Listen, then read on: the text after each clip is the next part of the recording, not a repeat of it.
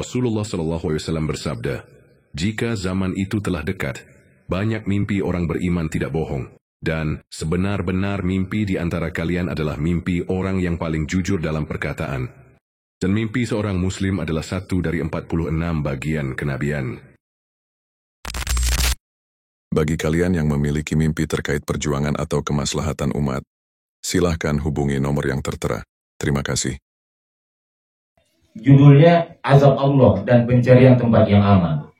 Qasim berkata, aku melihat mimpi ini pada 5 Oktober 2017. Aku sedang berada di sebuah tempat yang dikelilingi oleh rumah-rumah dan gedung-gedung. Jadi dalam mimpi ini Qasim sedang berada di sebuah tempat yang dikelilingi oleh rumah-rumah dan gedung-gedung. Berarti di kota kan? Di sini ada nggak gedung-gedung di sini? Nggak ada. Berarti di mana ini kira-kira? Di Jakarta kayaknya. Masih di sana. Apa yang terjadi? Kita lihat. Aku merasa bahwa Allah berada tepat di atas kita, lebih dekat kepada kita daripada awan-awan. Aku merasakan bahwa Allah sedang sangat murka. Allah sedang sangat murka. Dengan suara yang keras dan mengerikan, dia mulai mengatakan hal-hal seperti ayat-ayat hukuman dalam Al-Quran. Ini bukan main-main. Aku merasa bahwa Allah telah memberikan sebuah perintah kepada orang-orang untuk melakukan sesuatu, namun orang-orang tidak mematuhi perintahnya. Apa perintahnya? Jauhi segala bentuk syirik, tidak diindahkan, tidak diindahkan. Bahkan mereka tidak mempedulikannya. Lalu Allah berkata, aku akan mengirimkan azab yang sama kepada kalian, azab yang sama kepada kalian, sebagaimana azab yang dulu aku kirimkan kepada orang-orang sebelum kalian yang tidak mematuhi seruanku. Makanya ingat, Allah sudah berkata dalam mimpi Muhammad Qasim bahwa Al-Quran adalah kalamku, kata Allah. Jika seluruh jin dan manusia bersatu, tidak akan seorang pun bisa menciptakan satu pun ayat seperti Al-Quran. Dengan cara yang sama, begitu juga dengan mimpi-mimpimu, wahai Qasim. Mimpi-mimpimu itu dariku. Jika seluruh jin dan manusia bersatu, maka tidak seorang pun mereka tidak akan bisa menciptakan mimpi-mimpi seperti itu. Allah jamin. Dan bahkan Pak, sampai pada titik kalau mereka mengira kau berdusta, ajak mereka mubahalah. Jadi ini sama. Bukan kita mengatakan ada ayat baru, hanya mengingatkan kembali. Namanya juga cuma mubasyirah, bukan wahyu baru. Mengingatkan kembali akan azab-azab Allah itu, karena kita sudah lalai tentang syirik-syirik itu, karena kita sudah abai. Nah wajar Allah mengancam kembali di penghujung akhir zaman ini yang sudah tidak ada nabi lagi. Melalui siapa? Ya pasti melalui Mujaddid lah, menjadi terakhir yang kita sudah sama-sama tahu. Dan memang sudah waktunya. Lanjut, Allah menyebutkan azab yang diturunkan kepada umat Nabi Lut alaihissalam dan berkata, apakah kalian telah melupakan azabku? Allah menyebutkan azab yang diturunkan kepada umat Nabi Lut. Apa itu azab yang Allah turunkan kepada umat Nabi Lut? Jadi ini unik, saudara-saudara sekalian, luar biasa. Ternyata mimpi Qasim ini sejalan dengan mimpi ribuan orang yang telah kita kumpulkan.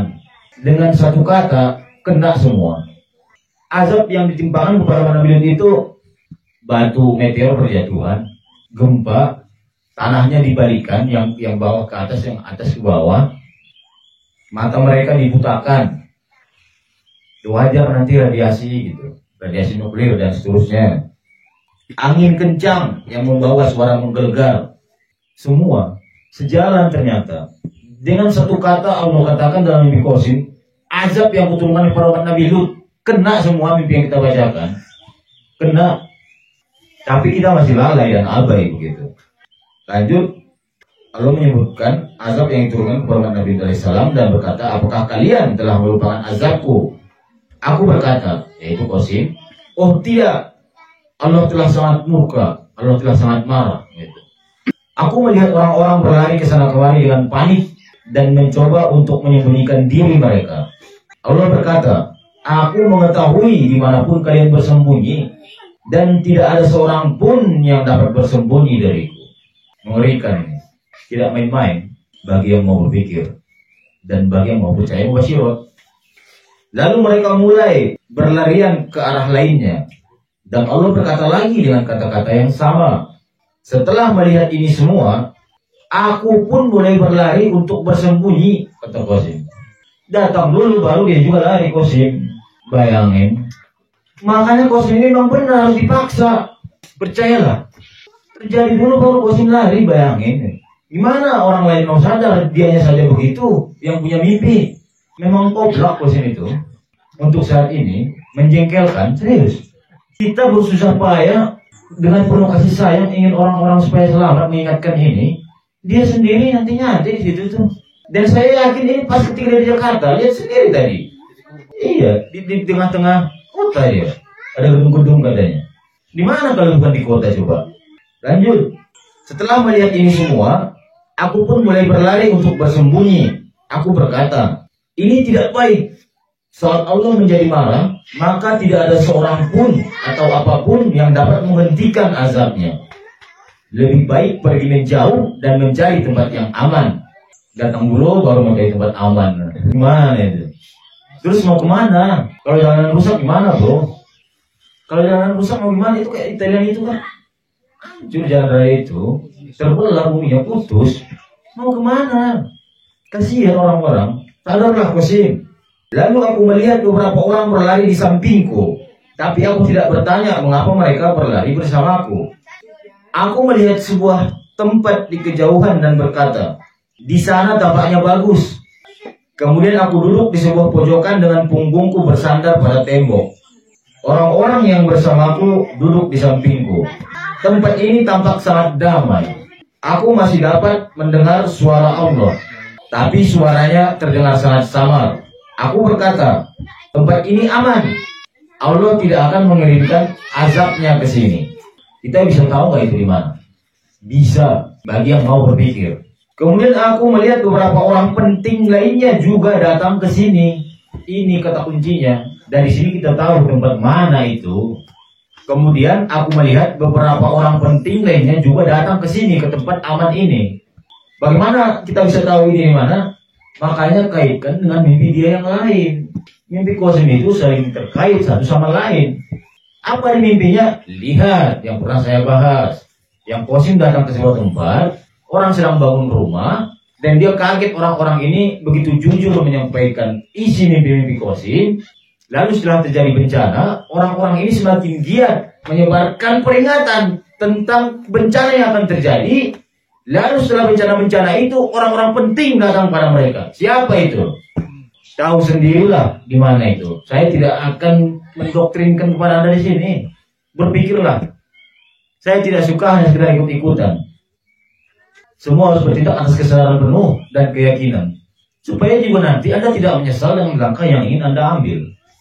Ya seperti yang saya katakan tadi, kalau saya pribadi, sudahlah tahu di akhir zaman. Sudahlah tahu Rasulullah memerintahkan gigit akar pohon untuk menyelamatkan diri. Akar pohon di mana sih? Apa di hotel? Di mana akar pohon? Di kebun, di hutan, di pedesaan, tempat-tempat tinggi. Nah, oke. Saya mungkin berpikir, ya seperti yang Bang katakan tadi, ya memang kita tidak sedang menyuruh orang usaha ke sini, jangan salah paham, saudara-saudara. Misal, gimana kalau saya usahanya di kampung nenek saya misalnya, ya, di desa nenek saya gitu, asri, bla bla bla. Kalau saya pribadi, saya akan berpikir begini, memang ada jaminan bisa selamat dari sana? Kesirikan ada enggak? Dan terus, ini kan zamannya mubasyirah, dan Allah sudah kabarkan dari Rasulullah SAW bahwa yang seperti dikatakan dalam hadis yang gigit akar pohon, bersamalah kamu dengan jamaah kaum muslimin, ya kan? Walau itu bahkan kalau tidak ada jamaah gigit akar pohon itu, berarti utamakan dulu kita bersama jamaah. Berarti bukan sendiri. Pada masa itu bukan sendiri, bukan lagi uslah seperti yang kedua yang dilakukan Rasulullah pada zaman yang itu. Sudah beda. Sudah masuk ke hadis Nabi yang mengatakan sebaik-baik harta maut itu kambing yang kamu gembalakan di rumah domba bukit, dan seterusnya. Dan yang Allah firmankan dalam ayat Al-Quran yang sudah kita bacakan kemarin, bahwa bersamalah dengan orang-orang yang benar. Nah di akhir zaman, siapa orang-orang yang benar? Ya orang-orang asing yang Rasulullah katakan. Siapa yang orang dianggap asing hari ini? Islam awalnya datang dalam keadaan asing dan akan kembali asing. Kita sangat asing disebabkan kita percaya mubasyirat, sangat asing, bahkan di mata para ulama sekalipun. Saya akan cari kelompok yang seperti itu. Kenapa? Dan lagi-lagi ada pemuatnya bagi yang percaya Mubasyirot. Kelompok ini sudah dimimpikan banyak orang akan berpindah-pindah tempat nanti, walaupun misalnya di sini juga tidak aman. Tapi Allah bimbing kapan waktu yang tepat nanti untuk pindah misalnya. Kapan seperti mimpi di Indonesia gitu ke Pakistan gitu. Pindah ke Pakistan ketika berbagai bencana tiba, artinya kan masih selamat. Artinya kan insya Allah dilindungi Allah dan seterusnya begitu. Lanjut. Kemudian aku melihat beberapa orang penting lainnya juga datang ke sini. Mereka melihat kami duduk di sini dan berkata satu sama lain, mereka bisa duduk di sana dengan tenang. Ini artinya Allah tidak akan mengirimkan azabnya ke sana. Lalu aku mulai menanti dalam kekhawatiran, kapankah kemarahan Allah akan berakhir?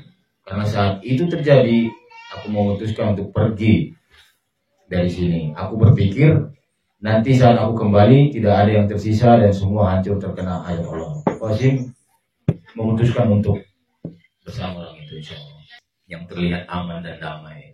Walaupun pada akhirnya nanti memang semua seperti yang digambarkan dalam mimpi, ya kena juga pada akhirnya semua tempat merata. Makanya harus berpindah-pindah.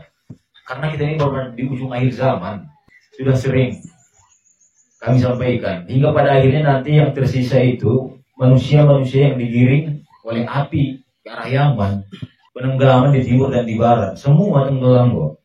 Siapa yang selamat? Ya yang dibimbing langkahnya orang yang asing, orang gila, orang-orang gila ini. Kita juga gila dianggapnya, percaya Mubasyirot. Berarti harusnya Nabi Nuh juga dulu gila itu, memang benar gila kok Nabi Nuh. Masa bikin perahu di atas gunung? Apaan sih? Sampai dia ngajak anaknya untuk ikut naik kapal. Apa kata anaknya? Hai anakku, kata Nabi Nuh, naiklah bersama kami dan janganlah kamu berada bersama orang-orang ingkar tertutup pembangkang itu. Nah sini nak, sama ayah sini sama kami. Jangan bersama-sama orang ingkar tertutup pembangkang itu, orang-orang kafir. Jangan bersama mereka. Tapi anaknya menjawab, aku akan mencari perlindungan ke gunung yang dapat memeliharaku dari air bah. Punya opsi sendiri dia, nggak tahu diri anaknya. Ini bahayanya.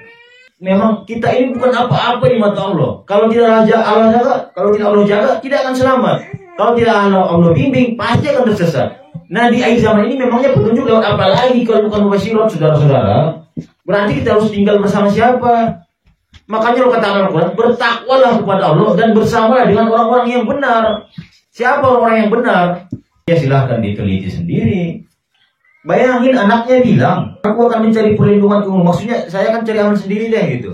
Mungkin kalau zaman modern, anaknya akan bilang gini, saya akan nginep di hotel bintang 7 gitu. Biar gak kena air katanya. Kan bodoh. Saya akan hormat di kamar, saya akan uzlah di kamar saja gitu. Kan gak mesti uzlah itu ke hutan. Katanya gitu. Punya pemikiran sendiri.